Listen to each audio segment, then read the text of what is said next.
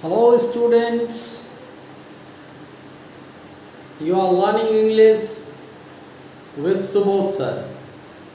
Once again, मैं आपका अपने YouTube channel English classes bye Subodh sir में आप सभी का स्वागत करता हूँ। डियर स्टूडेंट्स, जहाँ तक टेंस का सवाल है तो टेंस से संबंधित मैंने आपको प्रेजेंट टेंस के फर्स्ट काइंड जो होते हैं सिंपल प्रेजेंट टेंस, उस टेंस से संबंधित मैंने आपके लिए part 1, part 2, part 3, part 4 4 video YouTube पर अपलोड कर दिया है। सिंपल प्रेजेंट टेंस के समाप्ति के बाद अब हम आज के क्लास में प्रेजेंट कंटिन्यूअस टेंस की चर्चा करेंगे। तो आइए डिटेल से हम प्रेजेंट कंटिन्यूअस टेंस की चर्चा करते हुए इस टेंस में कितनी सारी समस्याएं आती है स्टूडेंट्स को, कहाँ विद्यार्थी से गलती हो जाती है, उन सभी चीज़ों को देखेंगे और इतनी बारीकी से देखेंगे कि आपको इस टेंस में कोई भी किसी भी प्रकार की समस्या का अनुभव नहीं होगा। तो चलिए शुरू करते हैं। अपने साथ कॉपी कलम को निकालिए और कॉपी कलम को निकालने के बाद मेरे साथ शुरू हो जाइए। आज का टेंस का टॉपिक है प्रेजेंट कंटिन्यूअस टेंस। तो मैं पहले आपको लिख देता हूं प्रेजेंट कंटिन्यूअस टेंस।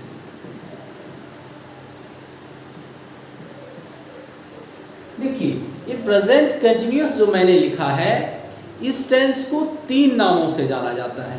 पहले आप तीनों नाम को ध्यानपूर्वक देख लें।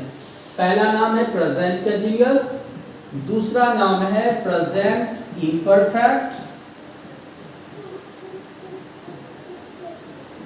और तीसरा नाम है स्टूडेंट्स प्रेजेंट प्रोग्रेसिव टेंस। इस तरह से आप कह सकते हो कि प्रेजेंट कंटिन्यूअस टेंस को 3 नामों से हम जानते हैं। जो तीनों नाम आपके स्क्रीन पर और यहाँ पर मेरे बोर्ड पर लिखा गया है। तो पहले नाम से हम उसकी पहचान कर लेते हैं। उनको हम ये पहचान लेते हैं कि नाम इसका आखिर प्रेजेंट कंटिन्यूअस या प्रेजेंट इम्परफेक्ट या प्रेजेंट प्रोग्रेसिव क्यों हुआ। तो चलिए पहले नाम को हम अच्छी तरह से डिस्कस कर लेते हैं। देखिए, जहाँ भी टेंस होगा तो वहाँ पर हम एक्शन की बात करते हैं, है ना। अगर एक्शन है तो टेंस आएगा ही आएगा। तो यहाँ पे भी एक्शन की लेते हुए हम इस टेंस को पहले डिफाइन करेंगे कि आखिर ये प्रेजेंट कंटिन्यूअस है क्यों। तो चलिए देखते हैं। इसका पहला नाम है प्रेजेंट कंटिन्यूअस। देखिए, मतलब कि ऐसा एक्शन, आप ध्यान दीजिए, ऐसा एक्शन जो प्रेजेंट टाइम में कंटिन्यूअस रहे, यानी कि प्रेजेंट टाइम में जो कार्य लगातार चलता रहे, उसे हम प्रेजेंट कंटिन्यूअस के नाम से जानते हैं। ये क्लियर हो गया कि the action which remains in continuity in the present, that's why it is called present continuous. The second name जो आपके बोर्ड पर है वह है प्रेजेंट इम्परफेक्ट। इम्परफेक्ट मीन्स क्या होता है? इम्परफेक्ट मीन्स होता है अधूरा। इसका अपोजिट अगर आप एंटोनिम कहेंगे तो इसका एंटोनिम हो जाता है परफेक्ट, जो कि पूरा है। तो यह चूंकि प्रेजेंट में काम अधूरा रहता है, जो काम अधूरा हुआ वही तो हुआ जो पूरा चल रहा है। काम चल रहा है, इसका मतलब काम अधूरा है। तो प्रेजेंट टाइम में जो काम इम्परफेक्ट रहेगा, यानी कि अधूरा रहेगा, उसे हम प्रेजेंट इम्परफेक्ट टेंस कहेंगे। दो नाम क्लियर हो गया। The third name is present progressive. Progressive means क्या होता है? आप रोड बनता है तो वहां पर लिखा रहता है वर्क इन प्रोग्रेस, यानी वहां पर काम क्या होता है? चलते रहता है। वह काम अधूरा होता है, वर्तमान में वह काम जारी रहता है। तो प्रोग्रेसिव का संबंध प्रोग्रेस से है। तो जो काम प्रोग्रेस में रहे, जो काम चलता रहे, जो काम जारी रहे, जो काम अधूरा रहे, ऐसे ही टेंस को हम present continuous tense, present imperfect tense या प्रेजेंट प्रोग्रेसिव टेंस कहते हैं। ये तो रही भाई नाम का, मैंने आपको हर तरह से डेफिनेशन देकर समझा दिया कि इसका नाम आखिर इस तरह से क्यों है। अब चलिए, इतना कुछ सीखने के बाद अब हम जानेंगे कि इसका हम यूज कहाँ कहाँ करते हैं, है ना। तो पहला हम यूज लिख देते हैं आपको। फर्स्ट यूज आपका सिंपल प्रेजेंट टेंस का यूज। तो आप भी कॉपी कलम लीजिए और सुबोध सर के साथ तैयार हो जाइए लिखने के लिए और लिखिए the present continuous tense is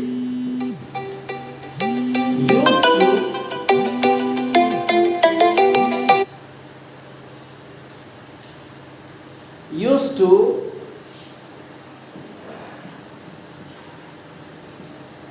express an action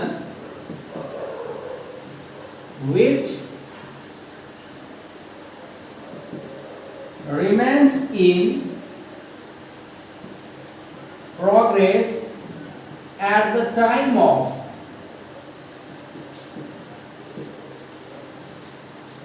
speaking। अब ध्यान से इस डेफिनेशन को देखिए, मैंने लिखा क्या बोर्ड पर, आप ध्यान दीजिए। Just put your attention, then after you will understand the definition of this tense, the use of this tense perfectly. मैंने लिखा है बोर्ड पर कि the present continuous tense is used to express an action, या अर्थात कहने का मतलब हुआ कि प्रेजेंट इम्परफेक्ट टेंस का, प्रेजेंट कंटिन्यूअस टेंस का प्रयोग ऐसे कार्य को दर्शाने के लिए किया जाता है which remains in progress, जो जारी रहता है, जो चलते रहता है at the time of speaking, यानी कि बोलने के वक्त काम क्या रहता है, जारी रहता है। बोलने के वक्त काम क्या रहता है, जारी रहता है। अब आप देखिए कि काम कैसे जारी रहता है, मैं आपको बताता हूं कि काम कैसे जारी रहता है। How the action remains in progress. आप ध्यान दीजिए, मान लिया जाए मैंने यूज आपको इसको बताना है, तो मैं एक लाइन बना देता हूं। ध्यान दीजिए, मैं ग्राफ के द्वारा आपको समझाता हूं। ये ग्राफ देखिए, ये ग्राफ किसी चीज का नहीं है बल्कि ये टाइम लाइन है। ये किस चीज का लाइन है, टाइम लाइन है। टाइम लाइन का मतलब हुआ समय की रेखा। ये एरो बताता है कि टाइम कब से आ रहा है, इसका कोई सीमा नहीं है, और ये एरो बता रहा है कि टाइम कहां तक जाएगा, इसका भी कोई सीमा नहीं है। अब इस टाइम लाइन पे हम जानते हैं कि टाइम 3 प्रकार के होते हैं। वह कौन कौन सा होता है, जहां पर अभी काम कर रहे हैं वह कौन सा समय होगा, बताइए बताइए। तो प्रेजेंट टाइम होगा। क्या होगा, प्रेजेंट टाइम होगा, नहीं होगा।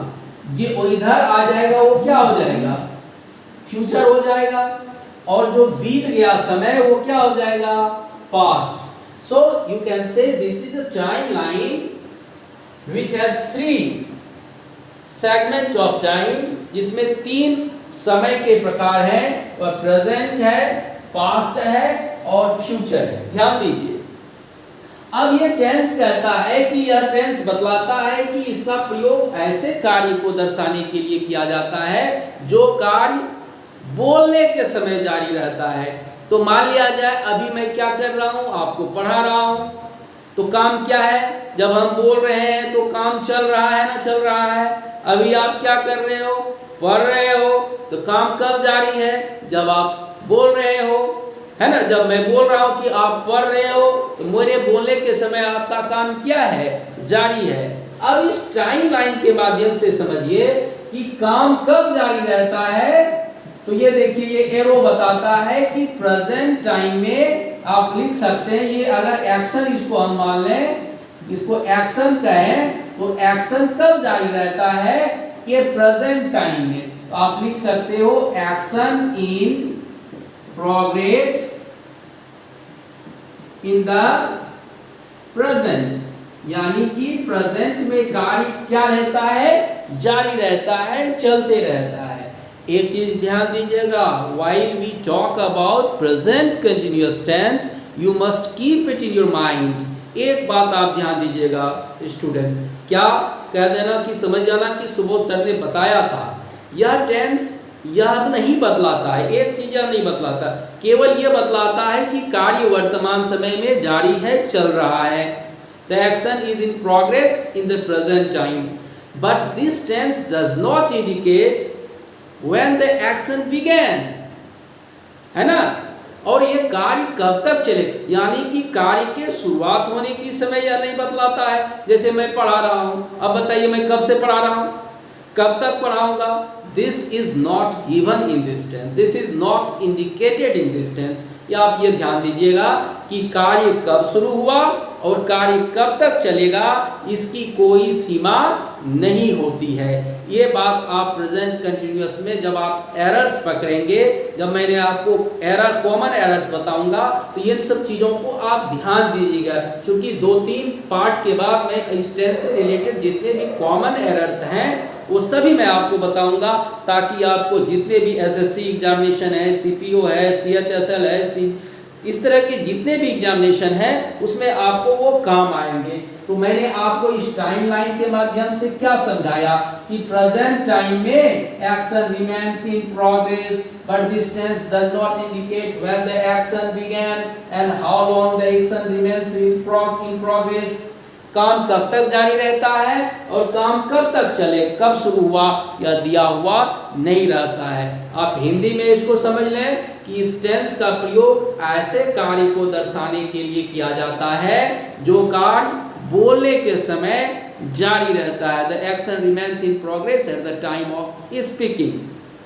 आप हिंदी को भी मैंने आपको समझा दिया, मैंने इंग्लिश भी आपके लिए यह बोर्ड पे लिख दिया। अब बात आती है हाउ कैन वी आइडेंटिफाई।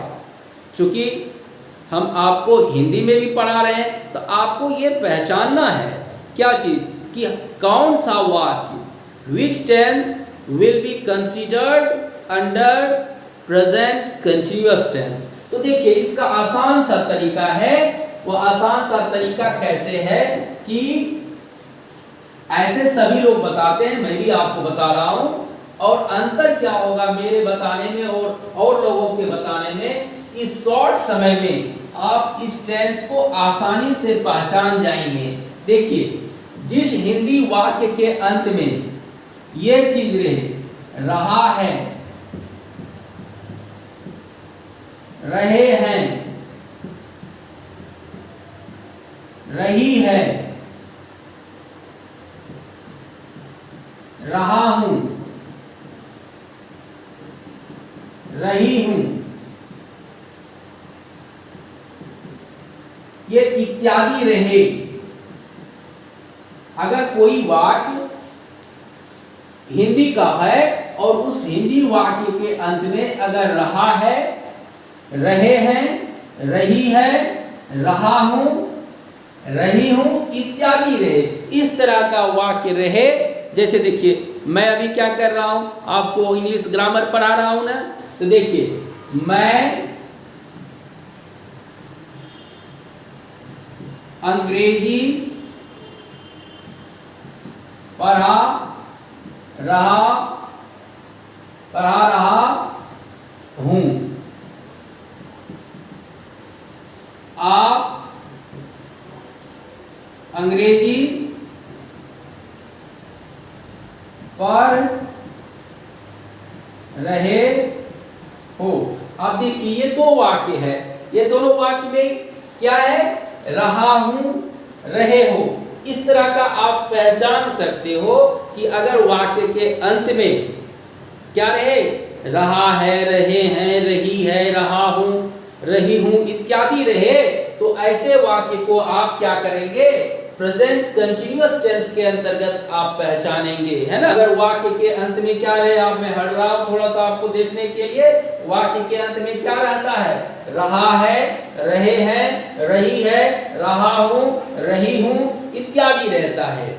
अब बात आ गई, मैंने आपको इसका यूज बताया, पहचान बताई दी, मीन्स आइडेंटिफिकेशन, आइडेंटिफाई आप कैसे करोगे, इस चीजों को मैंने आपको बताया। अब बात आती है स्टूडेंट्स, बहुत ही सरल तरीके से आपको ऐसे वाक्य को इंग्लिश में हम कैसे, क्योंकि जब आप ये ट्रांसलेशन पढ़ेंगे तो आपको एडवांस ट्रांसलेशन बनाने के काम में आ जाएगा, आपको स्पीकिंग में काम आएगा, आपको राइटिंग में काम आएगा, तो अनेक तरह से यह टेंस आपको मदद करेगा। तो चलिए पहले इसका हम स्ट्रक्चर देखते हैं कि किस स्ट्रक्चर के द्वारा हम इस तरह के वाक्य को बना सकते हैं, किस स्ट्रक्चर के द्वारा हम इस तरह के वाक्य को बना सकते हैं। तो स्ट्रक्चर पहले क्या होगा, इस रूल टेंस का subject plus is are am plus V1 plus ing plus object या अदर वर्ड आप कह सकते हो। तो ये आपका वाक्य का क्या हो गया, स्ट्रक्चर हो गया। On the basis of this structure you can just make the translation, और on the basis of this structure you can speak many sentences, you can write in your copy also. तो इस तरह के structure से आप इस tense को आसानी से बना सकते हो, ट्रांसलेशन बना सकते हो, आप अपने स्पीकिंग में इसका प्रयोग कर सकते हो। अब जैसे देखिए, आप में दो वाक्य मैंने अभी केवल आपको समझाने के लिए बोर्ड पर लिखा है, और पहला वाक्य क्या है, मैं अंग्रेजी पढ़ा रहा हूं। अब देखिए, मैंने आपको अनेक वीडियो में बता चुका हूं कि हिंदी के वाक्य में क्रिया हमेशा अंत में होती है। तो देखिए, इसमें क्रिया क्या है, पढ़ा रहा हूं। अब पढ़ाना का इंग्लिश क्या होता है, इंग्लिश में V1 में टीच होता है ना। अब टीच में हम इसका क्या यूज करेंगे, ing फॉर्म। तो क्या हो जाएगा, बड़ी सहजता से मैं सभी तरह के स्टूडेंट्स के लिए मैं बता रहा हूं, है ना। अब देखिए, सब्जेक्ट क्या है, जो काम करता है वह कर्ता होता है। Doer of an action is called the subject. तो सब्जेक्ट मैं पढ़ा रहा हूं, तो मैं क्या हो गया, आई। अब देखिए स्टूडेंट्स, अब आप ये ध्यान दीजिए, मैं आपको और बता रहा हूं। अगर सब्जेक्ट आपका, देखिए होता ना, आप सुने हैं ना, किसी के लिए किसी को स्पेशल बनाया जाता है, नहीं कहता अरे मेरे लिए तो उसको स्पेशल बनाया गया है ना। कभी कभी मम्मा आपके लिए या मम्मी आपके लिए स्पेशल खाना बनाती है, तो वो खुद आपके लिए होता है। तो आई एक ऐसा सब्जेक्ट है जिसके लिए इंग्लिश ग्रामर में एम को स्पेशल बनाया गया, और एम का प्रयोग कहीं नहीं होता है। कहाँ होता है, केवल आई के साथ होता है। तो आई रहे तो एम यूज करेंगे, अगर सब्जेक्ट वी रहे, यू रहे, दे रहे, और प्लूरल सब्जेक्ट जैसे बॉयज रहे, तो इसके साथ, इस तरह के सब्जेक्ट के साथ हम किसका प्रयोग करेंगे, आर का प्रयोग करेंगे, है ना। उसके बाद अगर सब्जेक्ट ही रहे, सी रहे, इट रहे, और कोई भी एक नाम रहे, क्या रहे, कोई भी एक नाम रहे, ही रहे, सी रहे, इट रहे, और कोई भी एक नाम रहे, एक नाम रहे, तो वहां पर हम किसका प्रयोग करेंगे, सहायक क्रिया में इज का प्रयोग करेंगे। आप देख सकते हो कि हमने भी ही, सी, इट और एक नाम रहे यानी सिंगुलर रहे तो हम इज का प्रयोग करेंगे। वी, यू, दे और बॉयज यहाँ प्लूरल है तो हमने आर का प्रयोग कर दिया। आई को तो मैंने बताया कि आई एम को स्पेशल आई के लिए ही बनाया गया है। तो अब आप देखिए, आई सब्जेक्ट हो गया रूल के अनुसार, हुआ ना। अब इसके साथ हम क्या यूज करेंगे, तीन में से इज की, आर की, एम, तो आई के साथ एम यूज करेंगे। अब आपका V1 में ing, तो वर्ब क्या है, पढ़ाना। पढ़ाना में हम ing लगा दिए तो क्या हो गया, टीचिंग हो गया ना। तो आई एम टीचिंग, मैं क्या पढ़ा रहा हूं, अंग्रेजी पढ़ा रहा हूं, तो अंग्रेजी को इंग्लिश में क्या लिखेंगे, इंग्लिश। अब यहाँ ध्यान दीजिएगा कि ये सब्जेक्ट का नाम है, इसीलिए यहाँ पर ई कैपिटल यूज कीजिए। अक्सर स्टूडेंट्स चाहे वो किसी बोर्ड के हों, वो अक्सर गलती करते हैं कि इंग्लिश को स्मॉल लेटर में लिख देते हैं, वो आप कभी ना करेंगे। इंग्लिश को हमेशा आप कैपिटल लेटर में यूज करेंगे। याद रखिएगा कि सुबोध सर ने इस तरह से बताया था लिखने के लिए। तो मैं अंग्रेजी पढ़ा रहा हूँ, आई एम टीचिंग इंग्लिश, है ना, आसान है। काम कब चल रहा है? जब मैं बोल रहा हूँ। मैं पढ़ा रहा हूँ, कब पढ़ा रहा हूँ? जब मैं बोल रहा हूँ, है ना। अब देखिए पंखा चल रहा है, कब चल रहा है? जब आप बोल रहे हैं, है ना। तो अब आप दूसरा वाक्य को भी व्यू कर सकते हैं। दूसरा सेंटेंस में क्या है? आप अंग्रेजी पढ़ रहे हो, आपको हम इंग्लिश में यू कह रहे हैं। अब यू के साथ आप क्या यूज करोगे? बड़ी सहजता से देखिए, आर यूज करेंगे।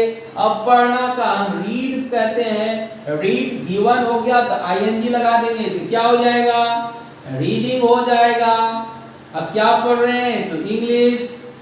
तो ये देखिए, इस तरह से हमने आपको क्या बताया कि प्रेजेंट कंटीन्यूअस टेंस में इस तरह के वाक्यों को हम बना सकते हैं, इंग्लिश में ट्रांसलेशन कर सकते हैं, इंग्लिश में इस तरह से वाक्यों को हम बोल सकते हैं, है कि नहीं है?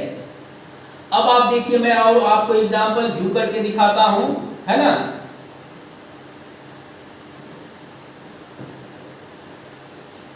अब देखिए, वे लोग चांद पर अपना घर बना रहे हैं। एक वाक्य मैंने लिखा आपके लिए कि देखिए, वाक्य के अंत में रहा है, रहे हैं, रही है, आया, तो इसका मतलब प्रेजेंट कंटिन्यूअस है। सब्जेक्ट क्या हो गया? काम करने वाले कौन है? जो वे लोग। इंग्लिश में आप क्या कहेंगे? दे। दे में क्या लगाते हैं? आर लगाते हैं, तो दे आर। अब देखिए, बनाना का इंग्लिश होता है जब हम घर आदि बनाते हैं, इस तरह का बनाते हैं घर, तो उसके लिए हम बिल्ड का प्रयोग करते हैं, BUILD। तो बिल्ड का क्या हो जाएगा? B4 building. क्या बना रहे हैं? अपना घर। तो अपना देखिए, आई रहे तो अपना के लिए माई हो जाता है, वी रहे तो अपना के लिए आर हो जाता है। उसी तरह वे लोग है तो दे का दे के लिए अपना देयर हो जाएगा। तो दे आर बिल्डिंग देयर, क्या बना रहे हैं? अपना घर, house. They are building their house, कहां बना रहे भाई? On the moon. इस तरह से आप देख सकते हैं कि प्रेजेंट कंटिन्यूअस टेंस को थोड़ा सा हम अपने दिमाग में रख करके आसानी से बड़े बड़े वाक्यों को अंग्रेजी में हम इस तरह से बोल सकते हैं, लिख सकते हैं, है ना।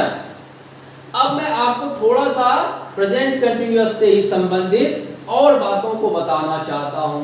आप अपना ध्यान इधर उधर ना रखेंगे और आप देखेंगे कि कंपटीशन में और अनेक बोर्ड के एग्जामिनेशन में, जैसे कि आप देखिए स्टेट्स बोर्ड्स होते हैं, हर स्टेट का अपना अपना स्टेट बोर्ड होता है, उसमें अक्सर जो प्रेजेंट कंटिन्यूअस टेंस में बच्चे गलती करते हैं और वहाँ ऑब्जेक्टिव में वो बना नहीं पाते हैं, उसका कारण क्या है मैं आपको वो बता रहा हूँ। मैं दूसरा यूज इसको बता रहा हूँ। पहला तो बताया कि the present continuous tense is used to express an action which remains in progress at the time of speaking. अब मैं बताता हूँ कि इसका प्रयोग एक शब्द जो स्पेशली होता है वो किस लिए होता है, किस कैसे होता है। देखिए, the present continuous, the present continuous tense is also used with word like now। ये now शब्द के साथ उसका प्रयोग किया जाता है। and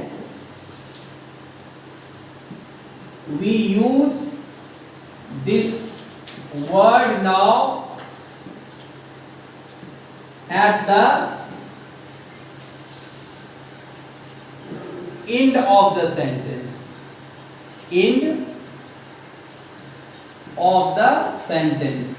आप देखिए ध्यान से, मैंने अभी आपको बताया कि कभी कभी, है ना, आप यहाँ पर कभी कभी जोड़ सकते हैं, समटाइम्स आप यहाँ पर जोड़ सकते हैं। आप कह सकते हैं कि समटाइम्स, आप जोड़ दिया यहाँ पे, sometimes the present continuous tense is also used with word like now. And we use this word now at the end of the sentence. कहने का मतलब हुआ कि प्रेजेंट कंटिन्यूअस टेंस का प्रयोग नाउ शब्द के भी साथ किया जाता है, और ये नाउ शब्द का प्रयोग ज्यादा से ज्यादा हम वाक्य के अंत में करते हैं। कहाँ करते हैं? वाक्य के अंत में करते हैं। कभी कभी हम इसका प्रयोग वाक्य के शुरुआत में भी करते हैं, है ना। वाक्य के शुरुआत में भी हम नाउ का प्रयोग कर सकते हैं। तो नाउ का मतलब क्या होता है? अर्थ क्या होता है? अभी, अब या अभी। तो अब आप देखिए, आप जान रहे हैं कि प्रेजेंट कंटिन्यूअस का रूल क्या है? प्रेजेंट कंटिन्यूअस का रूल होता है subject plus is, are, am plus before plus object complement या अदर वर्ड, और अंत में आप इस तरह से नाउ को जोड़ देंगे, है ना। नाउ को क्या करेंगे? जोड़ देंगे। तो जैसे ही नाउ को हम जोड़ते हैं तो नाउ का प्रयोग केवल और केवल प्रेजेंट कंटिन्यूअस टेंस के साथ ही किया जाता है। जैसे देखिए, हम लिख रहे हैं वी डैश इंग्लिश नाउ। अब देखिए, अब आपको कहेगा कि इसमें fill in the blanks with correct form of the verb. इस वाक्यों में आपको वर्ब के सही रूप का प्रयोग करना है, और वो भी टेंस के आधार पर। टेंस के आधार पर ऐसे वाक्यों में, जैसे देखिए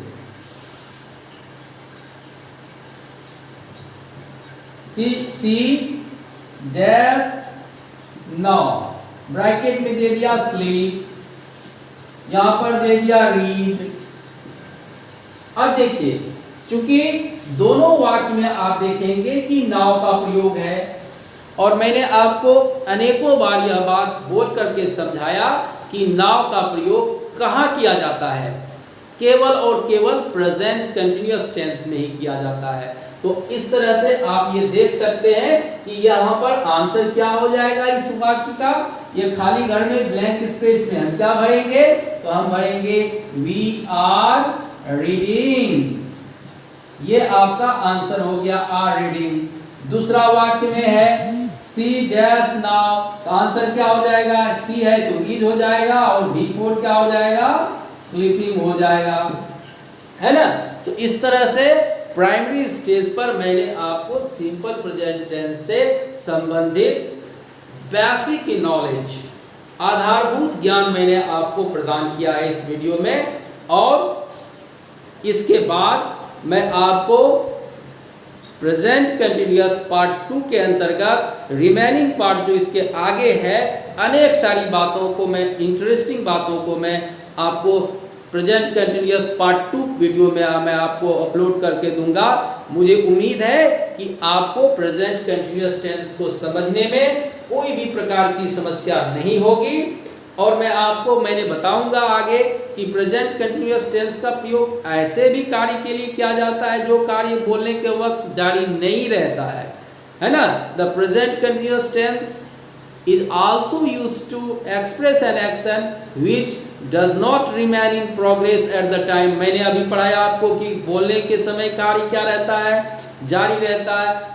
फिर मैंने आपको बताना है कि प्रेजेंट कंटिन्यूअस टेंस का प्रयोग ऐसे कार्य के लिए भी किया जाता है जो कार्य बोलने के समय जारी नहीं रहता है। तो इंटरेस्टिंग है, वो मैं आपको इसके बाद वाले वीडियो में दूंगा। और तो और क्या, फिर मैं आपको ऐसे भी वर्ब बताऊंगा जिसमें कि आईएनजी कहाँ कहाँ नहीं लगता, किस किस वर्ब में अगर हम आईएनजी लगा देंगे। जैसे कोई कहता है मैं समझ रहा हूँ, अब देखिए रहा हूँ, रहे हैं, रही है ना। मैं सोच रहा हूँ, तो ये वाक्य हम प्रेजेंट कंटिन्यूअस टेंस के अंतर्गत हिंदी में मानते हैं, लेकिन जैसे ही उसमें हम आईएनजी जोड़ दें, जैसे सोचना का इंग्लिश थिंक होता है, अब थिंक में आईएनजी क्या बनाएंगे? मैं सोच रहा हूँ, आई एम थिंकिंग। तो ये वाक्य आपका गलत हो जाएगा। क्यों? कुछ वर्ब्स ऐसे होते हैं, मैं आपको वीडियो पार्ट 2 में इसको डिटेल से बताऊंगा कि किस तरह से वो गलत होता है और किस तरह से उसका हमें प्रयोग करना चाहिए। तो आप देखेंगे कि इस तरह के वीडियो में कि आपको मैं अगले वीडियो में अच्छी तरह से verbs of emotion, verbs of thinking, verbs of position वगैरह वगैरह मैं आपको आसानी से सहजता से बताऊंगा। आपने ये वीडियो देखा, इसके लिए बहुत बहुत धन्यवाद। Till then good bye. और एक चीज़ गुड बाय कहने से पहले मैं आपको ज़रूर कहूँगा कि अगर आपको यह अच्छा लग रहा है तो आप मेरे चैनल को सब्सक्राइब कीजिए, शेयर कीजिए, कमेंट कीजिए, लाइक कीजिए। Till then good bye.